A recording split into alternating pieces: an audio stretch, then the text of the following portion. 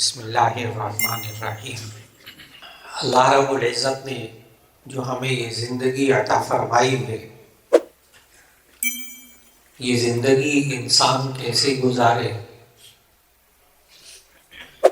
یہ اللہ رب العزت نے پہلے انسان سے لے کر قیامت تک آنے والے انسان کے لیے اس کا انتظام فرمایا ہے۔ پہلے انسان سے لے کر آخری انسان تک کوئی دور ایسا نہیں گزرا کہ اللہ نے انسان کی ہدایت اور رہنمائی کے لیے انتظام نہ کیا ہو، کہ اس کے لیے اللہ تعالیٰ نے انبیاء اور رسولوں کو بھیجا تاکہ وہ لوگوں کی رہنمائی کر سکے زندگی کیسے گزارنی ہے۔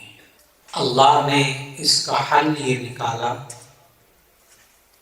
کہ پہلے انسان کو نبی بنا کر بھیجا، حضرت آدم علیہ السلام، اور سب سے آخر میں حضرت محمد مصطفیٰ صلی اللہ علیہ وسلم کو بھیجا، خاتم النبیین بنا کر، رحمت للعالمین بنا کر قیامت تک کے آنے والے انسانوں کے لیے۔ اور جو کتاب عطا فرمائی وہ کتاب ہدایت، چنانچہ آپ بالکل پہلے پارے کو شروع کرتے ہیں، سورہ بقرہ کی تلاوت کرتے ہیں تو اللہ تعالیٰ نے فرمایا الف لام میم ذالک الکتاب لا ریب فیہ ھدی للمتقین، کہ یہ کتاب جس میں کوئی شک نہیں، یہ پرہیزگاروں کے لیے ہدایت ہے۔ کیا یہ صرف پرہیزگاروں کے لیے ہدایت ہے؟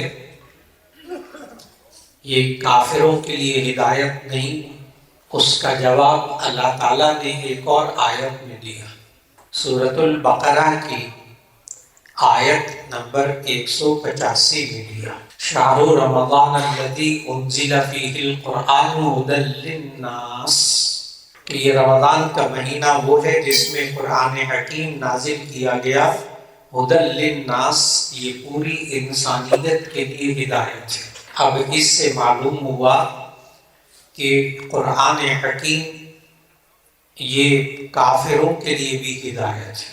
پھر آپ کے ذہن میں یہ بات آئے گی کہ اگر یہ ھدی للناس ہے، پوری انسانیت کے لیے ہدایت ہے، تو پھر پہلی آیت کا مطلب کیا ہوگا کہ الف لام میم ذالک الکتاب لا ریب فیہ ھدی للمتقین، یہ پرہیزگاروں کے لیے ہدایت ہے۔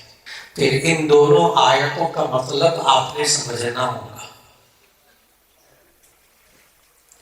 کہ یہ صرف متقین کے لیے قرآن حکیم ہدایت ہے یا یہ کافروں کے لیے بھی ہدایت ہے۔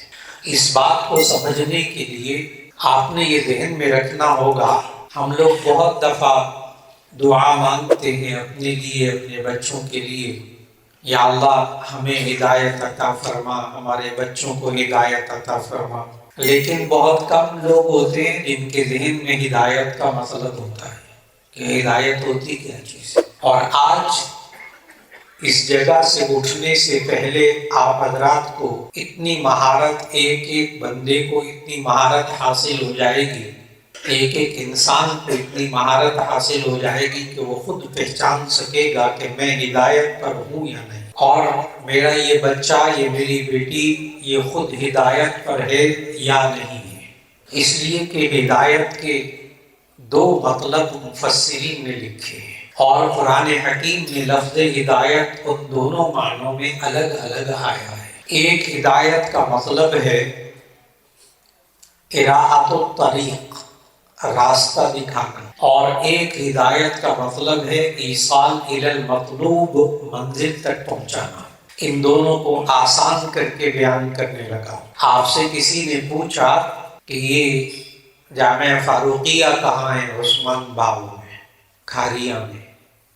آپ نے وہیں کھڑے کھڑے ان کو راستہ بتایا کہ ادھر جائیں، ادھر جائیں، ادھر جائیں، پھر اس طرف نہر سے ادھر مڑ کر سیدھا آ جائیں تو آپ کو سڑک کے اوپر ہی آپ کو نظر آ جائے گا، نہر سے 10 منٹ کے فاصلے پر آپ پہنچیں گے، تو جامعہ فاروقیہ آپ کے سامنے آ جائے گا۔ آپ نے اس کو راستہ دکھایا، آپ نے اس کو جامعہ فاروقیہ کی ہدایت دی، تو راستہ دکھانے کو بھی ہدایت کہتے ہیں۔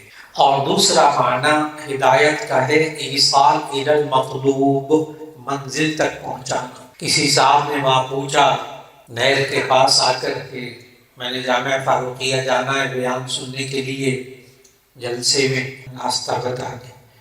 ان صاحب نے کہا میں بھی وہی جا رہا ہوں، آ جائے میرے ساتھ۔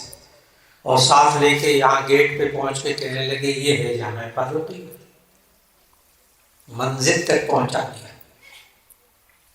ہدایت کے دونوں مطلب ذہن میں رکھنے ہیں۔ ایک ہے ہدایت کا مطلب اراحت الطریق، راستہ دکھانا۔ ایک ہدایت کا مطلب ہے ایصال الی المطلوب، منزل تک پہنچانا۔ شہر رمضان الذی انزل فیہ القرآن ھدی للناس، یہ قرآن حکیم رمضان میں نازل کیا گیا، یہ پوری انسانیت کے لیے ہدایت ہے، کافروں کے لیے بھی ہدایت ہے۔ یعنی کیا معنی؟ یہ کافروں کو بھی راستہ دکھاتا ہے، سیدھا راستہ دکھاتا ہے، صحیح راستہ دکھاتا ہے، یہ غیر مسلموں کو بھی دکھاتا ہے۔ لیکن الف لام میم ذالک الکتاب لا ریب فیہ ھدی للمتقین، اس کتاب میں کوئی شک نہیں ہے، یہ پرہیزگاروں کے لیے ہدایت ہے۔ یہاں ہدایت کا معنی ہے منزل تک پہنچنا۔ یہ قرآن منزل تک ان لوگوں کو پہنچاتا ہے جو متقین ہوتے ہیں۔ یہ قرآن حکیم ہر ایک کو راستہ دکھاتا ہے، اور منزل تک کون پہنچتا ہے یہ اللہ نے بتا دیا، ھدی للمتقین، یہ پرہیزگاروں کے لیے ہدایت ہے۔ اب وہ پرہیزگار کون لوگ ہوتے ہیں؟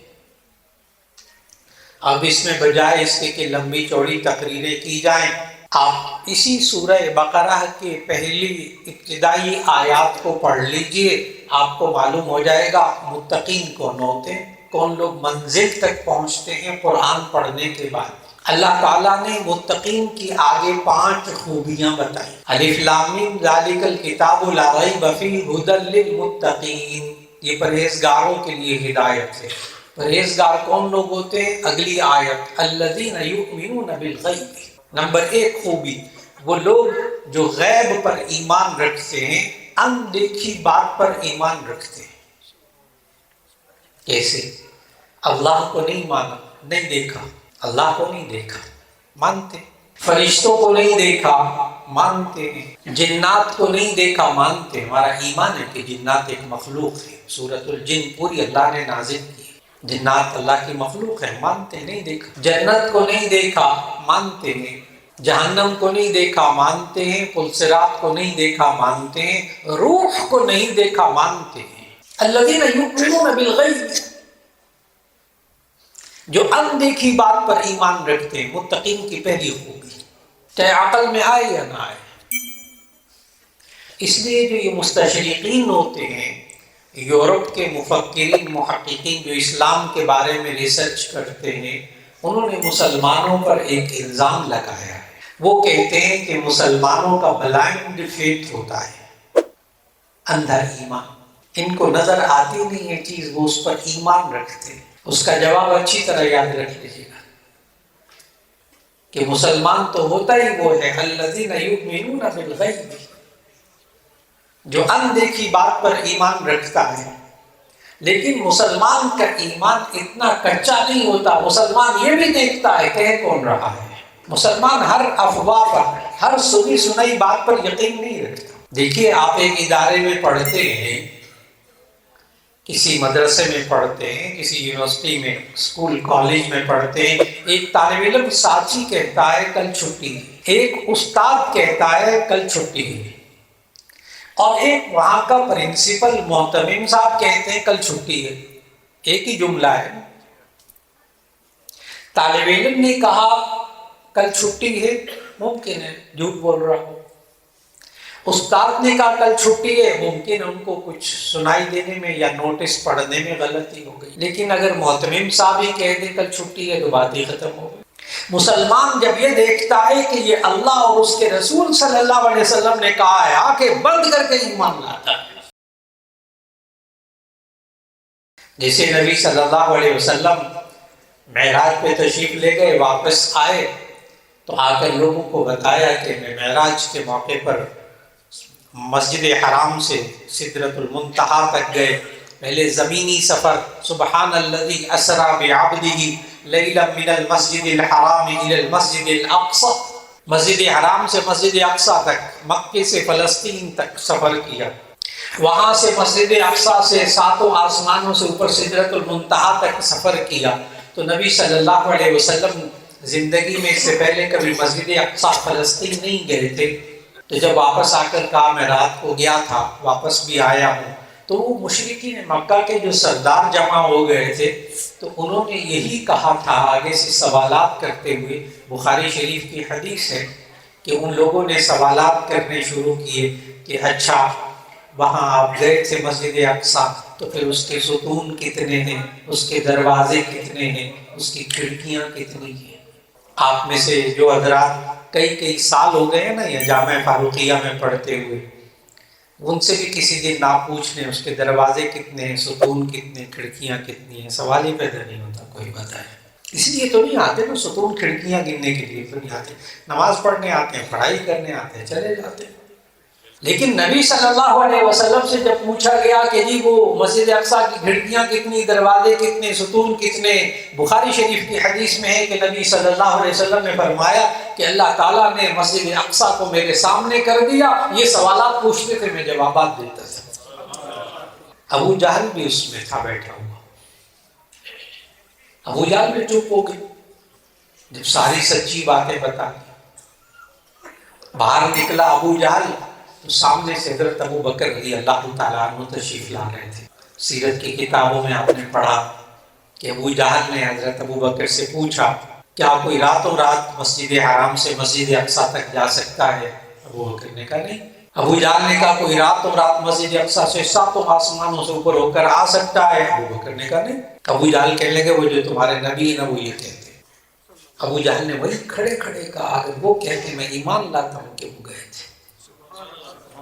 ایمان لاتا، بالکل سچ کہتے. عقل مانے یا نہ مانے، نبی نے کہا ہم مانتے. اس پر حضرت ابو بکر رضی اللہ تعالیٰ عنہ کو صدیق کا لقب ملا. اب ہم سب حضرت ابو بکر صدیق رضی اللہ تعالیٰ عنہ کہتے. لہذا پہلی خوبی کسی متقی کی جس کے لیے قرآن حکیم ہدایت بن سکتا ہے وہ ہے الذین یؤمنون بالغیب، جو اندیکھی بات پر ایمان رکھے. نمبر 2، دوسری شرط متقی کی، کل 5 شرطیں بس. دوسری شرط الذین یؤمنون بالغیب ویقیمون الصلاۃ، وہ بندے جو کہ نماز قائم کرتے ہیں، نماز پابندی سے پڑھتے ہیں، وہ منزل تک پہنچتے ہیں، وہ ہدایت پاتے ہیں. معلوم ہوا جو شخص 5 وقت کی نماز نہیں پڑھتا اسے خود سمجھ لینا چاہیے کہ وہ ہدایت پر نہیں ہے، وہ بھی منزل تک نہیں پہنچا. منزل پہ کب پہنچے گا؟ جب یہ دوسری شرط بھی اللہ نے جو بتائی اس کی پابندی کرے گا، نماز پڑھے گا. 2 شرطیں ہو گئی. نمبر 3 وَمِمَّا رَزَقْنَاهُمْ يُنْفِقُونَ، اور ہم نے جو اس کو رزق دیا ہے اس میں سے وہ خرچ کرتے ہیں. اللہ نے رزق دیا یعنی حلال رزق. ينفقون، وہ خرچ کرتے ہیں اللہ کے راستے میں، اپنے بیوی بچوں پر، اپنی ذات پر خرچ کرتے ہیں، اپنے رشتہ داروں پر خرچ کرتے ہیں، اپنے ماں باپ کے لیے خرچ کرتے ہیں. یہ سب اللہ نے قرآن میں بتایا کہاں خرچ کرنا ہے. تیسرا کام ہوا مما رزقناہم ينفقون، جو اللہ نے حلال رزق دیا ہے اس میں سے اللہ کے حکم کے مطابق خرچ کریں تو وہ متقین ہیں اور وہ ہدایت پر ہیں، وہ منزل تک پہنچیں گے. نمبر 4 والذین یؤمنون بما انزل الیک وما انزل من قبلک. چوتھی خوبی یہ ہے کہ وہ لوگ ہدایت پاتے ہیں اس قرآن حکیم سے. الذین یؤمنون بما انزل الیک وما انزل من قبلک، جو آپ کی طرف قرآن نازل کیا گیا اس پر بھی ایمان رکھتے ہیں اور قرآن سے پہلے جو آسمانی کتابیں آئیں ان پر بھی ایمان رکھتے ہیں. یاد رکھ لیجیے ہمارا تورات پر بھی ایمان ہے کہ یہ اللہ کی نازل کردہ کتاب ہے جو موسیٰ علیہ السلام پر نازل ہوئی تھی. ہمارا ایمان ہے. ہمارا ایمان ہے کہ زبور اللہ کی نازل کردہ کتاب ہے اور اللہ نے وہ حضرت داؤد علیہ السلام پر نازل کی تھی۔ ہمارا ایمان ہے اس بات پر کہ انجیل اللہ کی طرف سے نازل کردہ کتاب تھی اور وہ حضرت عیسیٰ علیہ السلام پر نازل ہوئی۔ ہمارا ایمان ہے اس بات۔ اب آگے غور سے سنیے گا، ہمارا ایمان ہے اس بات پر کہ قرآن حکیم اللہ کی آخری کتاب ہے اور یہ حضرت محمد رسول اللہ صلی اللہ علیہ وسلم پر نازل ہوئی۔ اب باقی کتابوں کے بارے میں ہم کیا کہیں گے؟ اس کے بعد ایمان تو لے آئے چاروں کتابوں پر، سب آسمانی کتابوں پر ہم ایمان لائے، اور آخر میں پتہ قرآن مجید کی ایک آیت پڑھ لیجیے، مَن یبتغی غیر الاسلام دینا فلن یقبل منہ۔ اب اگر کوئی اسلام کے علاوہ کسی دین کو چاہتا ہے تو اس کی طرف سے وہ قبول نہیں کیا جائے گا۔ اب قرآن نے آ کر باقی آسمانی کتابوں کو منسوخ کر دیا، ہمارا ایمان ہے اس پر۔ نمبر 5 اور آخری چیز، والذین یؤمنون بما انزل الیک وما انزل من قبلک، آگے آخری 5ویں چیز، وبالآخرۃ ہم یوقنون، اور وہ آخرت پر یقین رکھتے ہوں گے۔ عقیدہ آخرت کیا چیز، اس کی تعریف ذہن میں رکھیے گا۔ مرنے کے بعد ایک ایسی زندگی جس میں انسان کے اعمال کا بدلہ ملے گا، اسے آخرت کہتے ہیں۔ آسان آسان الفاظ، عقیدہ آخرت کسے کہتے ہیں؟ مرنے کے بعد انسان کو اس کے اعمال کا بدلہ ملے گا، اس زندگی کو جو نہ ختم ہونے والی ہے اس کو کہتے ہیں آخرت۔ تو جو آخرت پر یقین رکھتے ہوں گے وہ ہدایت پر ہوں گے۔ 5 چیزیں ہوں گئی، 5 خصوصیات۔ نمبر 1، الذین یؤمنون بالغیب، جو اندیکھی بات پر ایمان رکھتے ہوں گے۔ نمبر 2، جو نماز قائم کرتے ہوں گے۔ نمبر 3، جو اللہ نے رزق دیا اس کو اللہ کے حکم کے مطابق خرچ کرتے ہوں گے۔ نمبر 4، جو اللہ نے آسمانی کتابیں نازل کی اور یہ قرآن نازل کیا، اس پر ایمان رکھتے ہوں گے۔ نمبر 5، یہ آخرت پر ایمان رکھتے ہوں گے۔ آگے اللہ نے پتہ کیا کہا؟ بالآخرۃ ہم یوقنون کے بعد اللہ نے کہا اولئک علی ھدی من ربہم، یہی وہ لوگ ہیں جو اپنے رب کی طرف سے ہدایت پر ہیں۔ وَأُولَٰئِکَ هُمُ الْمُفْلِحُونَ، اور یہی لوگ ہیں جو کامیاب زندگی پائیں گے۔ اب آپ کو ایک بات بڑی اچھی طرح سمجھ میں آ گئی، اور وہ یہ کہ ہدایت کس کو کہتے ہیں، ہدایت کون پاتا ہے۔ یہ ایک بات ابھی مکمل ہو گئی۔ اب آپ نے دوسری بات کو بڑے غور سے سمجھنا ہے۔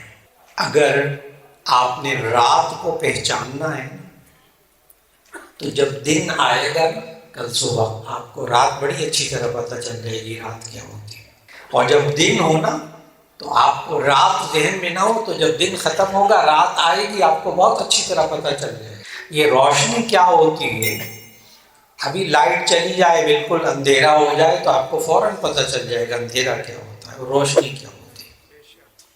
اس کے بارے میں ہمارے علماء ایک جملہ سکھاتے ہیں، تعرف الاشیاء باضدادها، چیزوں کو اس کی ضد سے، اس کے اپوزٹ سے پہچانا جاتا ہے۔ اب ہدایت کے اپوزٹ کو بھی سمجھ لیجیے، اس کا الٹ۔ ہدایت نہیں ہوتی تو کیا ہوتی ہے؟ قرآن مجید میں اللہ تعالیٰ نے ہدایت کا اپوزٹ، اس کا الٹ بتایا ہے، ضلالت، گمراہی۔ دیکھیے، ہدایت کا معنی راستہ دکھانا، ہدایت کا معنی سیدھے راستے پر چل کے منزل تک پہنچ جانا، اسے ہدایت کہتے ہیں۔ اور انسان بھٹک جائے ادھر ادھر تو اسے کیا کہتے ہیں؟ گمراہی کہتے ہیں، اسے ضلالت کہتے ہیں۔ یہ اللہ نے پورے قرآن مجید میں جگہ جگہ سمجھایا۔ ہدایت نہیں ہوگی تو گمراہی ہوگی۔ اگر آپ کے نوجوان بچے اور بچیوں میں ہدایت نہیں ہوگی تو سیدھی سی بات ہے گمراہی ہوگی۔ یہ دونوں چیزیں جمع نہیں ہوتی، دونوں چیزیں نہ ہو یہ بھی نہیں ہو سکتا، یا دن ہوگا یا رات ہوگی، یا روشنی ہوگی یا اندھیرا ہوگا۔ بڑے غور سے سنیے بات، روشنی بھی نہ ہو اندھیرا بھی نہ ہو، دن بھی نہ ہو رات بھی نہ ہو، نہیں، یا دن یا رات، یا روشنی یا اندھیرا، یا یہ بندہ ہدایت پانے والا ہے یا گمراہ ہے۔ اللہ نے بار بار قرآن میں سمجھایا کہ ہدایت کا اپوزٹ، اس کا الٹ کیا ہے؟ ضلالت، گمراہی۔ یضل بہ کثیرا ویہدی بہ کثیرا، وہ اسی کے ذریعے بہت سو کو گمراہ کرتا ہے، بہت سو کو ہدایت دیتا ہے۔ اب سوال یہ ہے کہ اگر کوئی گمراہ ہو جائے یا گمراہی میں مبتلا ہو، ہم اسے سیدھا راستہ کیسے دکھائیں، اس کو ہدایت پر کیسے لائیں؟ اگر کوئی بچہ یا بچی گمراہ ہو جائے، نہیں ہدایت پر ہے، تو سیدھی بات ہے گمراہ ہے، تو ایسی صورت کے اندر اس کو راہ راست پر کیسے لائیں؟ گمراہ پتہ کون ہے؟ جو ہدایت پر نہیں ہے۔ اللہ نے کہا ماں باپ کا احترام کرو، تو اگر کوئی نوجوان بچہ اور بچی اپنے ماں باپ کا احترام نہیں کر رہا تو وہ کیا ہے؟ مشکل باتیں نہیں، وہ سیدھی سیدھی باتیں۔ اور اللہ نے کہا کہ لوگوں کو فائدہ پہنچاؤ، نقصان نہ پہنچاؤ، لوگوں کو تکلیف نہ پہنچاؤ، اپنے بھائیوں کو، انسانوں کو تکلیف نہ پہنچاؤ۔ یہ بندہ اگر تکلیف پہنچاتا ہے، دکھ پہنچاتا ہے، یہ کیا ہے؟ گمراہ ہے۔ بہت آسان بات ہے۔ اگر یہ گمراہ ہو جائے تو گمراہی میں سے کیسے نکالے؟ اب بات کو سمیٹنے لگا ہوں، پوری توجہ سے سنیے گا، پھر آپ کو یہ سمجھ میں آئے گا کہ مدارس کے اندر کیا پڑھایا جاتا ہے، یہ مدارس کے اندر ہوتا کیا ہے۔ مدارس میں پڑھنے والوں کو ہدایت نصیب ہوتی ہے، مدارس میں وہ کچھ کیا جاتا ہے جس سے انسان گمراہی سے نکل کر ہدایت میں آ جاتا ہے۔ اگر بالفرض معاشرے کے کچھ لوگ گمراہ ہو جائیں یا پورا معاشرہ گمراہ ہو جائے تو اس کا طریقہ کیا ہے؟ یعنی ان کے پاس ہدایت نہ ہو تو کیا کریں؟ اس لیے کہ نبی صلی اللہ علیہ وسلم جب تشریف لائے، آخری نبی بن کر، اس معاشرے کے سارے لوگ گمراہ تھے، سارے لوگ گمراہ، وہاں گمراہی پھیلی ہوئی تھی، ایک دوسرے کو قتل کر رہے تھے، مار رہے تھے، لوٹ مار، دوسرے کی جان مال عزت و آبرو کا کوئی احترام ہی نہیں تھا، گمراہی، بہت گمراہی۔ یہ اللہ نے قرآن میں ہمیں بتایا، جس وقت نبی صلی اللہ علیہ وسلم تشریف لائے اس وقت وہ معاشرہ کھلی گمراہی میں مبتلا تھا۔ اب بات توجہ سے سننے والی، اگر ہمارے نوجوان بچے یا بچیاں یا ہمارے گھر والے، ہمارے دوست، اگر کوئی گمراہ ہو جائے تو ہم کیا کریں؟ عام ترین بات، جب اس کی ضرورت پیش آ جائے کہ ہم اپنے بیوی بچوں، خود اپنے آپ کو، اپنے دوست احباب کو اگر ہدایت پر لانا چاہیں تو کیا کریں؟ جب ضرورت پیش آ جائے، چوتھا پارہ کھولیے، اس میں سورہ آل عمران، اس کی آیت نمبر 164 کی تلاوت کیجئے، اس کا ترجمہ پڑھیے، آپ کو جواب مل جائے گا۔ سورہ آل عمران چوتھا پارہ اور اس کی آیت نمبر 164، 164۔ بہت آسان بات بتا رہا ہوں، اس آیت کو پڑھیے، آپ کو معلوم ہوگا کہ صرف 4 کام کر لیں اللہ گمراہی سے نکال لے گا۔ اور اس وقت مجمع میں بیٹھا ہوا ایک شخص بھی، جب میں وہ 4 کام بتاؤں گا نا قرآن مجید میں سے، مجمع میں بیٹھا ہوا ایک شخص نہیں کہہ سکتا مولانا آپ کو نہیں پتا معاشرہ کدھر جا رہا ہے، میں تو نہیں یہ کر سکتا گمراہی سے نکلنے کے لیے۔ سورہ آل عمران کی آیت 164 پڑھنے لگا۔ اعوذ باللہ من الشیطان الرجیم، بسم اللہ الرحمن الرحیم۔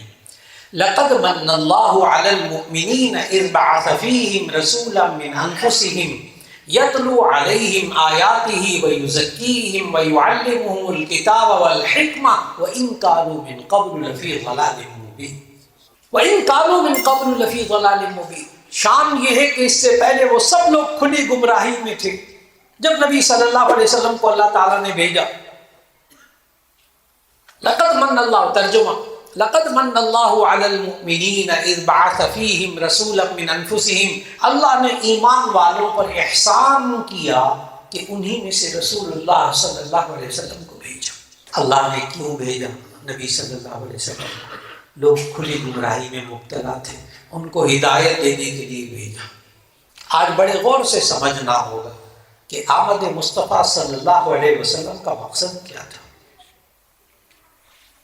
اللہ نے آخری نبی کو بھیجا کیوں، اور انہوں نے کیا کیا کہ وہ معاشرے کے لوگ جو کھلی گمراہی میں مبتلا تھے ان کو اتنا ہدایت یافتہ بنایا کہ آج آپ میں سے ہر ایک ان کے بارے میں کہتا ہے رضی اللہ عنہم ورضوا عنہ۔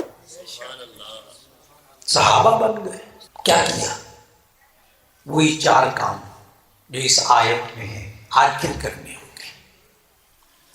ہم اپنے آپ کو گمراہی سے کیسے بچائیں، اپنی نوجوان نسل کو، اپنے گھر والوں کو گمراہی سے کیسے بچائیں؟ 4 کام۔ انہی 4 کاموں کے ذریعے اللہ تعالیٰ نے لوگوں کو گمراہی سے نکالا۔ لقد من اللہ علی المؤمنین اذ بعث فیہم رسولا من انفسہم یتلو علیہم آیاتہ۔ اللہ نے ایمان والوں پر احسان کیا کہ انہی میں سے رسول اللہ صلی اللہ علیہ وسلم کو بھیجا۔ کیوں؟ یتلو علیہم آیاتہ، تاکہ وہ ان کے سامنے اللہ کی آیات تلاوت کرے۔ تلاوت کلام پاک، اللہ کہہ رہا ہے گمراہی سے بچانے کا پہلا طریقہ تلاوت کلام پاک روزانہ کیجیے۔ جو شخص چاہتا ہے کہ میرے نوجوان بچے اور بچیاں گمراہی سے بچ جائیں، آج یہ دکھتا ہوا سوال ہے، بڑا کڑوا سوال ہے۔ لوگ کہتے ہیں کہ ہم اپنی نئی نسل کو گمراہی سے کیسے بچائیں؟ مولانا بڑے فتنے ہیں، کہیں کچھ فتنہ، کہیں موبائل کا فتنہ، کہیں بے حیائی کا فتنہ، کبھی کہیں کبھی کہیں، گناہوں کے اتنے دروازے کھل گئے۔ مولانا ہم اپنے آپ کو اور اپنی بچوں بچیوں کو ہم کیسے گمراہی سے بچائیں؟ نمبر 1 کام تلاوت کلام پاک، صرف تلاوت کلام پاک۔ ابھی میں نے ترجمے کی بات نہیں کی، وہ الگ ابھی کروں گا۔ یہ صرف تلاوت کلام پاک سے گمراہی کیسے دور ہوتی ہے؟ نبی صلی اللہ علیہ وسلم نے فرمایا ان القلوب تصدع کما یصدع الحدید بالماء، دلوں کو اس طرح زنگ لگ جاتا ہے جیسے لوہے کو پانی سے زنگ لگ جاتا ہے۔ قال وما جلاؤھا یا رسول اللہ، اے اللہ کے رسول صلی اللہ علیہ وسلم اس زنگ کو کیسے صاف کرے؟ فرمایا بتلاوت القرآن وکثرت ذکر الموت، قرآن حکیم کی تلاوت کر کے، موت کو زیادہ یاد کر کے، قرآن حکیم کی تلاوت سے دل کا زنگ دور ہوتا ہے۔ گمراہی شروع کہاں سے ہوتی ہے؟ جب دل میلا ہوتا ہے، جب دل صاف ہوتا ہے پھر گمراہی نہیں ہوتی۔ جس بندے کا دل صاف ہوتا ہے وہ کبھی ماں باپ کو دکھ نہیں پہنچاتا، جس بندے کا دل صاف ہوتا ہے وہ معاشرے میں کسی کو تکلیف نہیں پہنچاتا، جس بندے کا دل صاف ہوتا ہے وہ مال نہیں چراتا، جس بندے کا دل صاف ہوتا ہے وہ جھوٹ نہیں بولتا، جس بندے کا دل صاف ہوتا ہے وہ کبھی حرام مال نہیں کھاتا۔ اور جب دل میلا ہوتا ہے گمراہی کے راستے شروع ہو جاتے ہیں۔ یہ دل صاف کیسے ہوتا ہے؟ قرآن حکیم کی تلاوت کر کے۔ یہ انسان گھر میں تلاوت کرے روزانہ، ہر بچہ اور بچی تلاوت کرے، پابندی لگائے، آپ بھی تلاوت کریں، ذرا اونچی آواز سے تلاوت کریں۔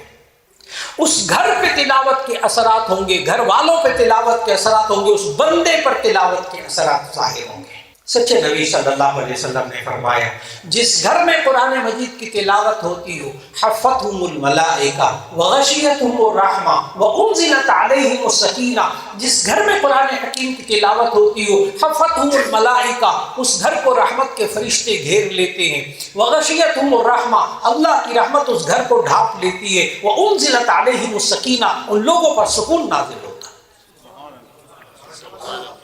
جس گھر میں قرآن حکیم کی تلاوت ہوتی ہے، آج ہر بندہ چاہتا ہے میرے گھر، مولانا دعا کیجیے اللہ میرے گھر پہ رحمت کر دے، اللہ میرے بچوں پہ رحمت کر دے، اللہ میرے رزق پہ رحمت کر دے، اللہ مجھے سکون دے دے۔ مولانا بڑا بے سکون ہو گیا، گھر میں بڑی بے سکونی، کیا کرے؟ قرآن مجید کی تلاوت۔ سچے نبی صلی اللہ علیہ وسلم نے فرمایا صرف قرآن مجید کی تلاوت کریں گے نا، دل صاف ہوگا، گھر والوں پر، گھر کے در و دیوار پر اللہ کی رحمت ہوگی۔ اب آپ سمجھ رہے ہیں مدارس میں کیا ہوتا ہے؟ تلاوت سکھاتے ہیں، یہ ابھی جتنے دستار بندی ہوئی ہے یہ سارے حافظ بنے ماشاءاللہ، قرآن حکیم کو حافظ بنانا، قرآن حکیم کا زبانی سارا یاد کرنا، یہ سنت ہے۔ اور اتنا قرآن مجید زبانی یاد کرنا فرض ہے کہ جتنا نماز میں پڑھنا فرض ہے۔ سورہ فاتحہ اور چند سورتیں یہ ہر مسلمان کو زبانی ہے۔ اور دیکھ کر قرآن مجید ہر ایک کے لیے لازم کہ وہ دیکھ کر پڑھنے والا ہو۔ آپ 5 منٹ پڑھ لیں روزانہ، دیکھ کر قرآن مجید پڑھ لیں، پابندی سے پڑھ لیں۔ آپ کے گھر میں سے کوئی بچہ یا بچی ایسی نہیں ہونا چاہیے کہ جس کو قرآن دیکھ کر پڑھنا نہ آتا۔ ابھی میں نے ایک بات بتائی، ابھی ترجمہ بھی بتانے لگا۔ ترجمہ کیا ہے، کتنا ضروری ہے۔ نمبر 1، تلاوت کلام پاک۔ اگر آپ اپنے بچوں اور بچیوں کو گمراہی سے بچانا چاہتے ہیں تو ایک طریقہ قرآن مجید کی تلاوت روزانہ۔ میں آیت سے ثابت کر رہا ہوں، اللہ نے کہا ہے۔ نمبر 2، یتلو علیہم آیاتہ ویزکیہم، ان کے نفوس کو پاکیزہ بنائیں۔ تزکیہ نفس یہ مدارس میں ہوتا ہے، یہ تمام علماء بڑے اچھے طریقے سے جانتے ہیں تزکیہ نفس کیسے ہوتا ہے۔ میں اس مشکل لفظ کو 2 آسان جملوں میں بتانے لگا ہوں۔ مجمع میں سے ایک بندہ بھی ایسا نہیں ہوگا جو چند منٹ بعد یہ کہہ سکے کہ مولانا مجھے سمجھ میں نہیں آیا یہ تزکیہ نفس کیا ہوتا ہے۔ ایک بندہ نہیں کہہ سکے گا انشاءاللہ۔ اس لیے پوری توجہ، یہ تزکیہ نفس کیا ہوتا ہے؟ 2 جملے، نفس کو پاکیزہ بنانا، یہ کیا ہوتا ہے؟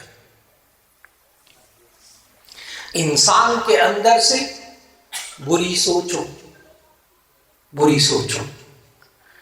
رویہ بیہیویئر، بری سوچیں، نیگیٹو سوچیں، نیگیٹو سینس، نیگیٹو منفی خیالات، انسان کے اندر سے منفی سوچوں، برے رویوں، برے اخلاق، بری عادتوں، برے اعمال کو انسان کے اندر سے نکالنا، اچھی سوچیں، اچھے رویے، اچھے اخلاق، اچھی عادتیں انسان کے اندر پیدا کرنا، تزکیہ نفس مکمل ہو گیا۔ سبحان اللہ۔ دیکھو بیٹا یہ غلط بات ہے، یہ تمہاری جو سوچ ہے نا کہ میں اس کو بھی ماروں گا، میں بدلہ لوں گا، میں فلاں کروں گا، میں انتقام لوں گا، غلط سوچ ہے۔ اپنی سوچ کو نا مثبت بناؤ۔ اس نے مجھے یوں کہا تھا، اب میں اس کو بھی یوں کہوں گا، اس نے مجھے نقصان پہنچایا میں بھی نقصان پہنچاؤں گا۔ کیا منفی سوچ؟ مثبت سوچ کیا ہے جو اللہ اور اس کے رسول صلی اللہ علیہ وسلم نے سکھائی؟ معاف کر دیجیے، درگزر کر دیجیے، صبر کر لیجیے، ان اللہ مع الصابرین۔ اپنے اندر برداشت پیدا کرنا،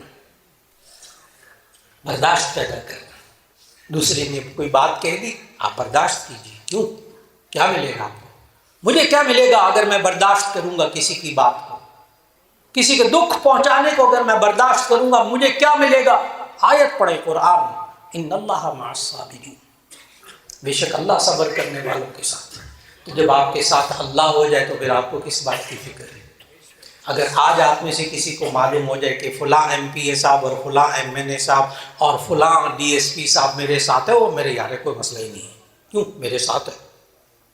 تو اگر دنیا کا طاقتور انسان آپ کے ساتھ ہو تو آپ بے فکرے ہو جاتے ہیں، اگر پوری کائنات کا طاقتور اللہ آپ کے ساتھ ہو جائے تو گھبرانے کی کیا ضرورت ہے؟ کیوں پریشان ہوتے ہیں؟ اللہ آپ کے ساتھ ہے۔ صبر کرنے والوں کے ساتھ اللہ ہوتا ہے، برداشت کرنے والوں کے ساتھ اللہ ہوتا ہے۔ منفی سوچوں کو نکالنا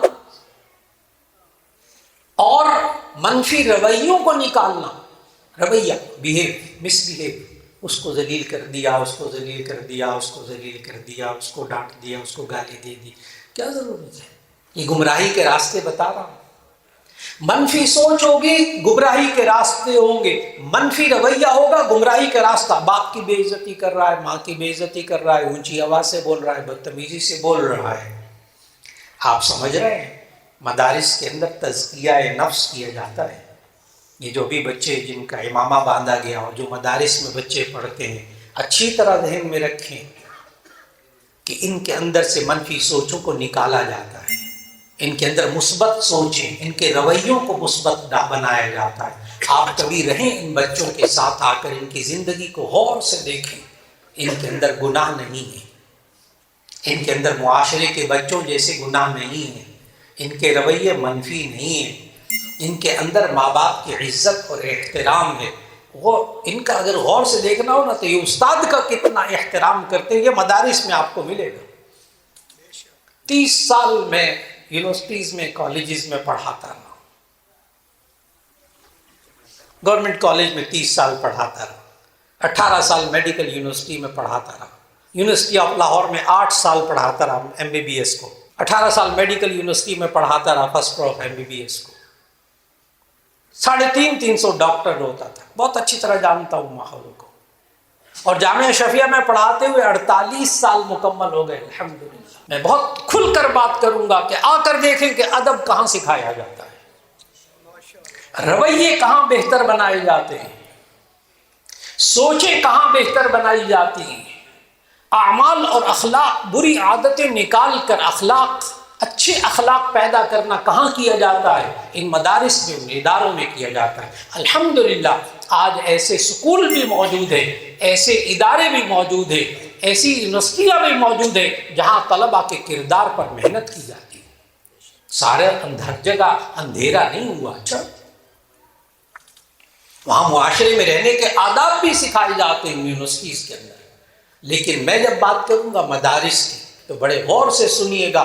آپ مدارس کے قریب آئیے، ان میں گھس کر دیکھیے، ان کے بچوں کو دیکھیے کہ کیا یہ ماں باپ کا ادب کرنے والے ہیں، کیا یہ جھوٹ بولنے والے ہیں، کیا یہ بددیانتی کرنے والے ہیں، کیا یہ چوری کرنے والے ہیں، کیا یہ بدتمیزی سے بات کرنے والے ہیں۔ ذرا غور سے آ کے بچوں کو غور سے دیکھیے، قریب سے دیکھیے۔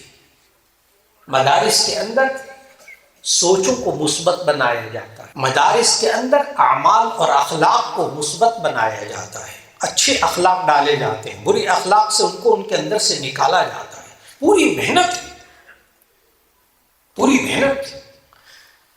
دوسرا کام جس سے ہم گمراہی سے بچا سکتے ہیں، نمبر 1 تلاوت کلام پاک، نمبر 2 تزکیہ نفس، یتلو علیہم آیاتہ ویزکیہم، قرآن مجید کی تلاوت کیجئے گمراہی ختم ہوگی، اور تزکیہ نفس کیجئے گمراہی ختم ہوگی، اور نمبر 3 وَيُعَلِّمُهُمُ الْكِتَابَ، ان کو کتاب اللہ سکھائیں۔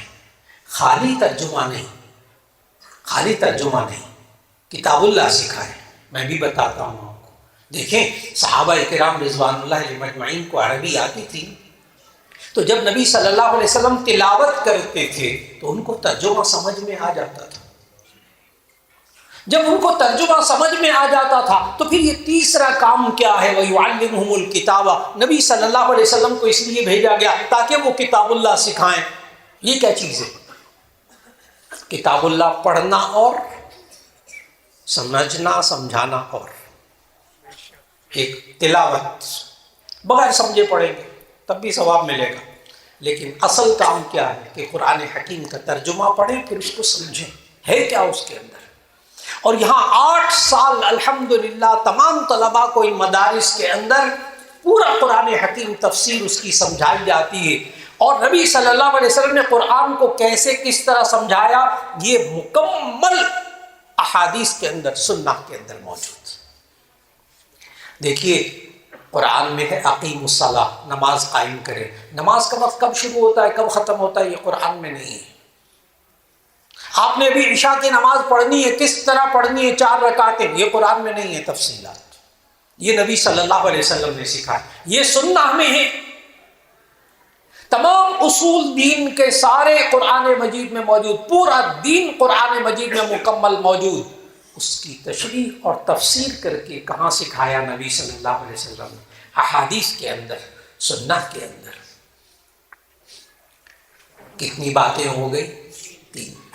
اگر گمراہی سے اپنے آپ کو اور اپنے بچوں کو بچانا ہے، نمبر 1 تلاوت کلام پاک، نمبر 2 تزکیہ نفس، نمبر 3 کتاب اللہ کو سیکھنا اور سکھانا، اس کا ترجمہ پڑھیں، غور کریں، نمبر 4 آخری بات، یعلمہم الکتاب والحکمہ، اللہ نے اس لیے نبی صلی اللہ علیہ وسلم کو بھیجا، آخری نبی صلی اللہ علیہ وسلم کو، یعلمہم الکتاب والحکمہ، کہ ان کو دانائی سکھائیں، حکمت، دانائی۔ جس چیز کو اللہ اور اس کے رسول صلی اللہ علیہ وسلم نے حرام کہا یہ اس کو حرام سمجھے، جس کو حلال کہا اس کو حلال سمجھے، دانائی مکمل ہو گئی۔ سبحان اللہ۔ MBBS کر لیا، انجینئرنگ کی ڈگری لے لی، کمپیوٹر کی تعلیم حاصل کر لی، MPhil کر لیا، PhD کر لی، حلال کو حلال نہیں سمجھ رہا، حرام کو حرام نہیں سمجھ رہا، یہ دانا نہیں ہے، یہ حکمت والا نہیں۔ حکمت والا کیا ہے؟ حکمت کیسے کہتے ہیں؟ جس چیز کو اللہ نے حلال قرار دے دیا اس کو حلال سمجھے، جس کو حرام قرار دے دیا اس کو حرام سمجھے، بار بار اپنے بچوں کو سمجھائے بیٹا یہ غلط یہ صحیح، یہ اچھی بات یہ بری بات، اچھائی اور برائی میں تمیز سکھا دی اپنی اس نوجوان نسل کو، یہ کہیں چلی جائے گمراہ نہیں ہوگی انشاءاللہ۔ اور اس کے آخر میں آخر کا پھر حصہ پڑھنے لگا ہوں، وَإِن كَانُوا مِن قَبْلُ لَفِي ضَلَالٍ مُبِينٍ۔ شان یہ ہے کہ اس سے پہلے یہ لوگ کھلی گمراہی میں مبتلا تھے۔ 4 کام کیے نبی صلی اللہ علیہ وسلم نے اور اس معاشرے کے سارے لوگوں کو ہدایت عطا فرما دی۔ بات یہاں سے چلی تھی شروع میں، ہدایت کیا ہوتی ہے، گمراہی کیا ہوتی ہے، ہدایت کیا ہوتی ہے، گمراہی کیا ہوتی ہے، ہدایت پانے والے کتاب اللہ سے کون لوگ ہوتے ہیں اور گمراہ کون لوگ ہوتے ہیں۔ اگر گمراہ ہو جائیں تو ان کو گمراہی سے نکالیں گے کیسے؟ فتوے لگا کر نہیں، میں نے طریقہ یہ نہیں بتایا، فتوے لگا کر نہیں، سخت زبان استعمال کر کے آپ گمراہی سے نہیں نکال سکتے۔ آپ تو تلاوت کر کے قرآن پڑھ کے گمراہی سے نکال سکتے ہیں، آپ تزکیہ نفس کر کے گمراہی سے نکال سکتے ہیں، آپ کتاب اللہ کو سیکھ کر سکھا کر گمراہی سے نکال سکتے ہیں، آپ حکمت اور دانائی سکھا کر آپ گمراہی سے نکال سکتے ہیں۔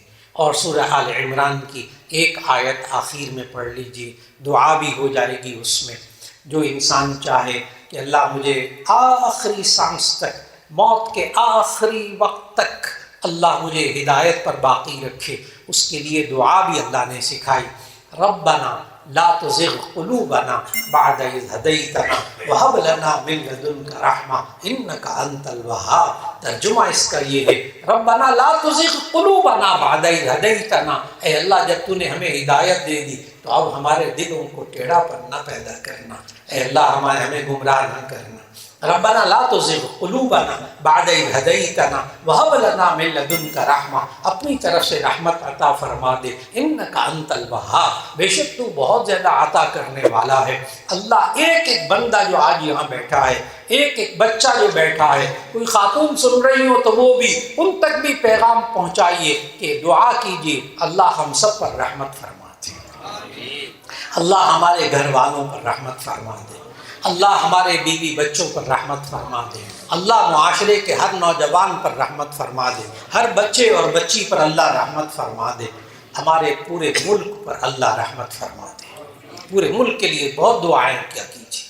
یاد رکھ لیجئے گا، جو بندہ ملک کو فائدہ پہنچانے والا ہوگا نا، جو بندہ اپنے اللہ کی مخلوق کو فائدہ پہنچانے والا ہوگا نا، وہ یقین رکھے کہ وہ ہدایت پر ہے، اور جو بندہ ملک کو نقصان پہنچانے والا ہوگا یا معاشرے کے افراد کو دکھ پہنچانے والا ہوگا، سمجھ لے کہ وہ ہدایت پر نہیں ہے، وہ ہدایت پر نہیں ہے۔ اگر آپ دوسرے کے دکھ درد میں کام آتے ہیں، اگر اللہ کی نعمتوں کو ضائع نہیں کرتے، ابھی میرے بھائی میرے کہہ رہے تھے ابھی تھوڑی دیر پہلے کہ پانی ضائع نہ کریں، دوسروں کو دکھ نہ پہنچائیں، دوسرے کے کام آ جائیں، اللہ کی نعمتوں کو ضائع نہ کریں، یہ سب وہ لوگ ہوتے ہیں جو ہدایت پر ہوں۔ اور جو انسان لوگوں کو فائدہ پہنچا رہا ہے نا، سمجھ لے کہ وہ ہدایت پر ہے۔ جو ماں باپ کا ادب کر رہا ہے سمجھیں کہ وہ ہدایت پر ہے، اور جو قرآن حکیم کی تلاوت کر رہا ہے سمجھیں کہ وہ ہدایت پر ہے۔ اللہ رب العزت ایک ایک ہم میں سے ہر ایک کو اللہ ہدایت عطا فرما دے، ہم میں سے ہر ایک کو اللہ گمراہی سے بچا دے۔ وآخر دعوانا ان الحمد للہ رب العالمین۔ اللہم صلی علی سیدنا ومولانا محمد وعلی آل سیدنا ومولانا محمد وبارک وسلم۔ ربنا آتنا فی الدنیا حسنۃ وفی الآخرۃ حسنۃ وقنا عذاب النار۔ ربنا لا تزغ قلوبنا بعد إذ هديتنا وهب لنا من لدنك رحمة إنك أنت الوهاب۔ ربنا هب لنا من ازواجنا وذریاتنا قرۃ اعین وجعلنا للمتقین اماما۔ یا اللہ یہ جتنے حضرات یہاں جمع ہوئے ہیں یا اللہ آج کسی کو بھی محروم نہ فرما، یا اللہ ہر ایک کی دعاؤں کو قبول فرما لے، یا اللہ پوری امت مسلمہ کے حال پر رحم فرما، یا اللہ ہمارے گھروں پہ رحمت نازل فرما، ہمارے کاروبار پہ رحمت نازل فرما، ہمارے رزق پر رحمت نازل فرما، یا اللہ ہم سے جتنے گناہ ہو گئے، جتنی کوتاہیاں ہو گئی، یا اللہ ایک ایک کوتاہی کو معاف فرما، ایک ایک گناہ کو معاف فرما۔ یا اللہ ہمیں آج گمراہی ہر طرف نظر آتی ہے، اے اللہ ہمیں ہر طرح کی گمراہی سے بچا لے، اے اللہ ہدایت عطا فرما دے، اے اللہ ہمارے گھر والوں کو ہدایت دے دے، ہمیں ہدایت دے دے، یا اللہ ہمارے بچوں کو، ہماری بچیوں کو ہدایت دے دے۔ خاص طور پر دعا کیا کیجئے یا اللہ جو بے اولاد ہیں ان کو نیک اولاد عطا فرما دے، یا اللہ جن کو تو نے اولاد دی ہے ان کو ماں باپ کی آنکھوں کی ٹھنڈک بنا دے۔ بہت دعا کیا کیجئے اے اللہ سب کے بچے اور بچیوں کے نصیب اچھے فرما دے، یا اللہ ہماری دنیا بھی اچھی فرما دے، ہماری آخرت بھی اچھی فرما دے، یا اللہ ہم سب کو ایسا انسان بنا دے کہ ہماری زبان سے اور ہمارے عمل سے کسی انسان کو تکلیف نہ پہنچے۔ اے اللہ اس ملک پاکستان میں آپ نے ہمیں بے شمار نعمتیں عطا فرمائی ہیں، اے اللہ اس ملک کی قدر کرنے کی توفیق عطا فرما، اس ملک کے اندر موجود نعمتوں کی قدر کرنے کی توفیق عطا فرما۔ یا اللہ تو نے ہمیں بڑی نعمتیں دی اس ملک کے اندر، ہم سے ناقدری ہو گئی، یا اللہ اس میں سے تو نے برکت اٹھا لی، اے اللہ ہمیں ان نعمتوں کا شکر ادا کرنے کی توفیق عطا فرما، پھر ان نعمتوں میں برکت عطا فرما دے۔ یا اللہ ایک ایک شخص جو یہاں بیٹھا ہے یا اللہ ہم دعا کرتے ہیں اے اللہ ہمیں ایمان عطا فرما دے، یا اللہ ہم سب کو ایمان پر ثابت قدمی عطا فرما دے، یا اللہ ہم میں سے ہر ایک کو 5 وقت پکا نمازی بنا دے، یا اللہ ہمارے گھروں کو قرآن حکیم کی تلاوت والا گھر بنا دے، اللہ کے ذکر والا گھر بنا دے، یا اللہ درود شریف والا گھر بنا دے، یا اللہ ایک ایک کو نبی صلی اللہ علیہ وسلم کی محبت عطا فرما دے، اور یا اللہ ہر ایک کو نبی صلی اللہ علیہ وسلم اور اللہ کے احکامات پر عمل کرنے کی توفیق عطا فرما دے۔ یا اللہ جو بیمار ہیں سب کو شفاء کاملہ نصیب فرما، جو پریشان حال ہیں ان کی پریشانیوں کو دور فرما، یا اللہ جو جتنے بھی ہمارے اکابر ہمارے عزیز و اقارب یا اللہ دنیا سے رخصت ہو گئے، یا اللہ سب کی مغفرت فرما، ان کے درجات بلند فرما، یا اللہ فلسطین کے اندر، غزہ کے اندر یا اللہ جو بچے شہید ہو گئے، جو مسلمان مرد اور عورت شہید ہو گئے، یا اللہ سب کی مغفرت فرما، یا اللہ ظالم کے ہاتھوں کو روک لے، یا اللہ پوری امت مسلمہ کو جاگنے اور بیدار ہونے کی توفیق عطا فرما دے، یا اللہ پوری امت مسلمہ کو متفق اور متحد ہونے کی توفیق نصیب فرما دے، یا اللہ ہمیں ایسا سچا انسان بنا دے کہ ہم سب دوسرے کی جان، مال، عزت و آبرو کا احترام کرنے والے بن جائیں، یا اللہ ہمارے خاص طور پر نوجوان بچے اور بچیوں کو ماں باپ کا ادب کرنے والا بنا دے، ماں باپ کی آنکھوں کی ٹھنڈک بنا دے، یا اللہ ہمیں پورا دین پر چلنے کی توفیق عطا فرما دے،